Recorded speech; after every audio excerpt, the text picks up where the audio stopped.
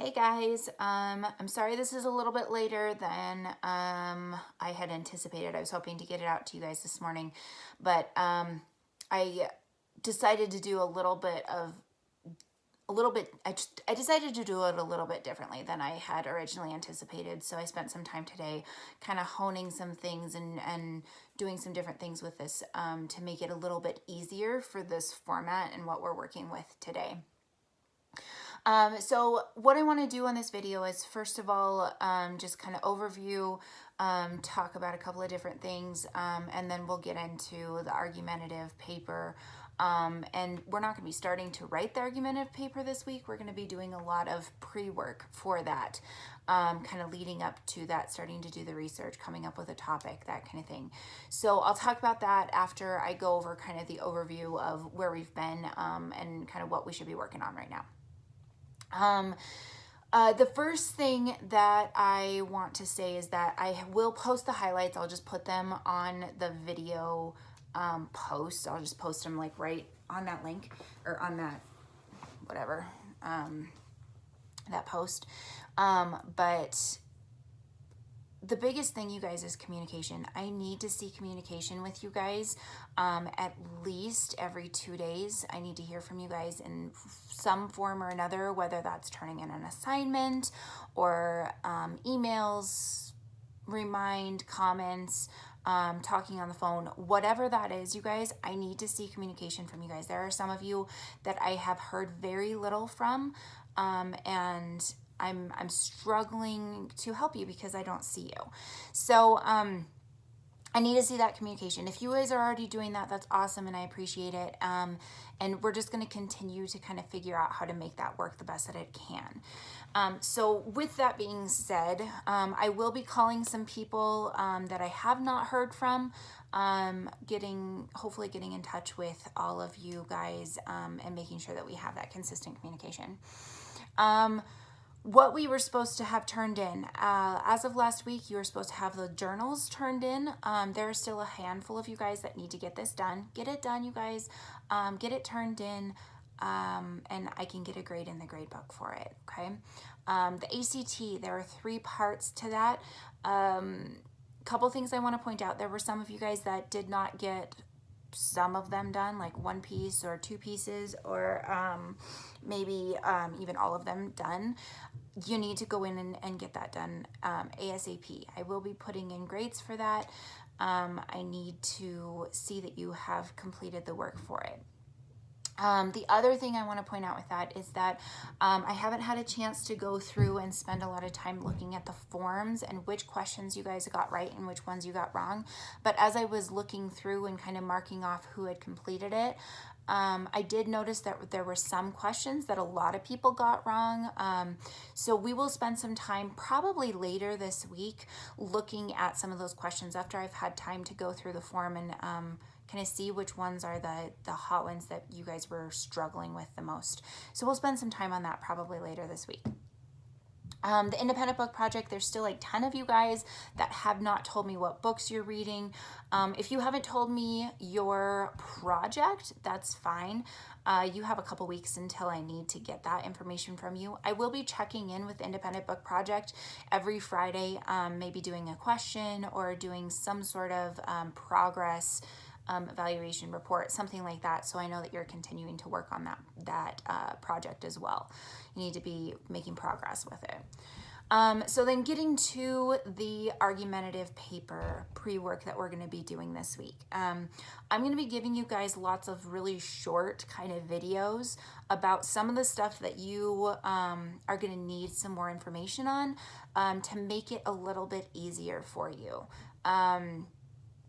So I'm working on different strategies to get that done, kind of looking at different programs and different things so that I can show you guys and go through things with you guys to make it as easy as possible for all of us. So let me know what's working for you guys. Let me know if you have any questions about something that I have posted, or if you're like, I have no idea what's going on. Please talk to me so I know what you guys are struggling with, so that I can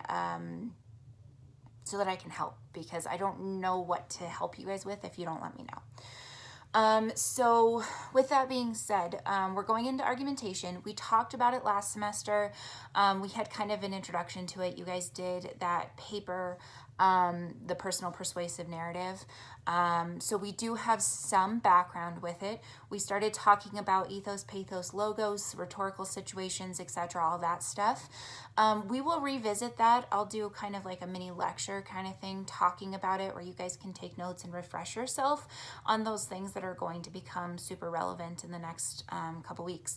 So I'll do that on Wednesday. I'll post a video for that on Wednesday.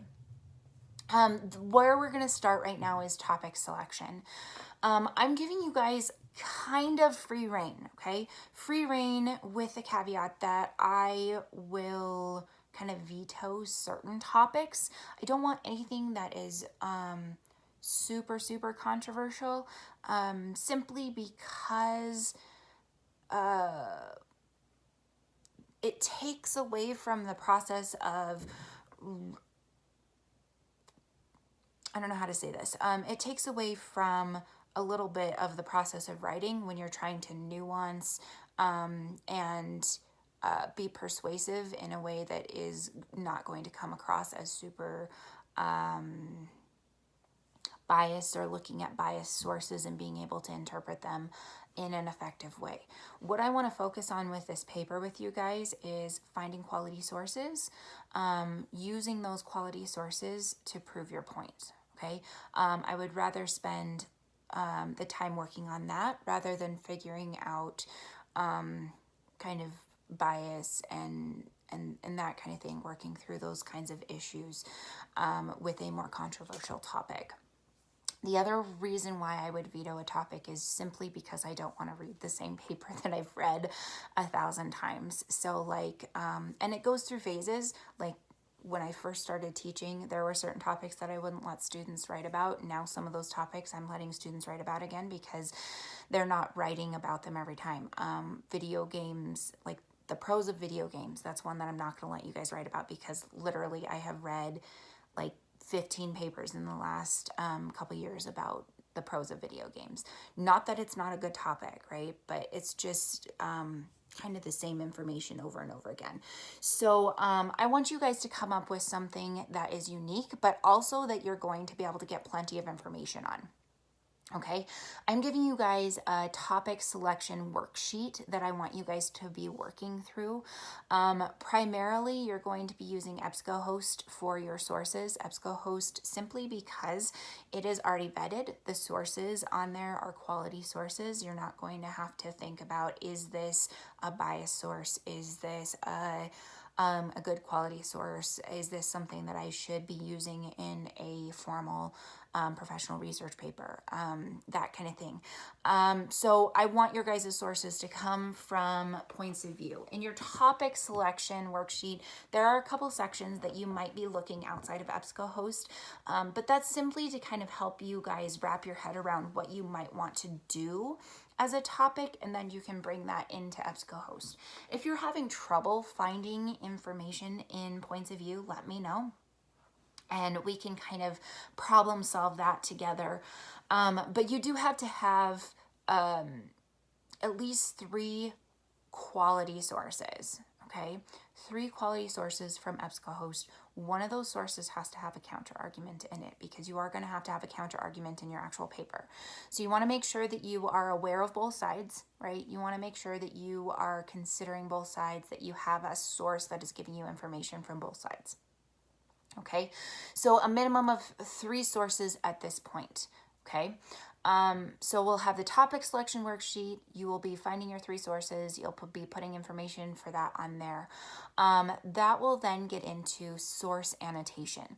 This is something that I have kind of a question for you guys, because normally what I would have you guys do is to print your sources off in the library and annotate them, go through them, read them, mark them up, right? But I don't know how practical that is for some of you guys. I don't know if you guys have printers at home or if you're able to print stuff off at home like that.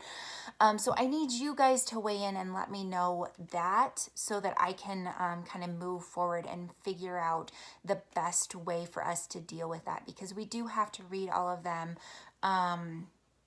in a very meaningful, practical way, thinking about how these sources are going to be used in your papers. Okay, so I'm gonna drop a question where I want you guys to just comment and let me know or I might just do one where you just have to like a multiple choice one where you're just saying yes I can print, no I can't print, and then we'll figure out how to go forward from there. Okay.